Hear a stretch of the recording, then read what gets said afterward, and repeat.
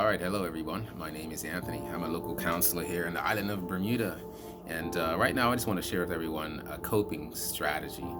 I don't know exactly how many years ago I heard of this strategy, but it's in sign language, and I like to use that a lot with children because sometimes I find the more you talk, the more you'll talk. And again, of course, we have to make sure we communicate and show our kids just effective coping strategies as they go through life. Right now, in this universe, we have COVID-19, a lot of news media, just a whole lot of information. And it's just so important for us as adults that we model for kids some great coping skills. And one of those skills that I teach all of my students is the skill called T over E. And in sign language, that is the letter T. So I'll make it again. Fist goes like that. You see where my thumb goes? That's the letter T.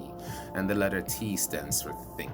Okay. And so, very, very quietly, if they're in a situation where they're just got to make a decision of how to handle something, they can put both T's up. And I like this especially for my boys because sometimes, there's some input that we need to give our bodies, and sometimes just that wonderful pressure just allows us to feel, and so we can make those T's as solid as we need to as we just start thinking. And as we're thinking, we just try to slow our breathing rate down and just take it in and exhale out.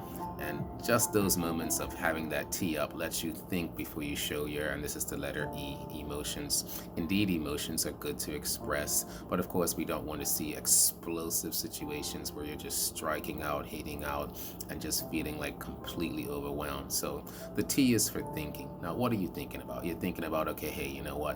What can I do? What do I know how to do? Who can I go to for some help? Who will listen to me?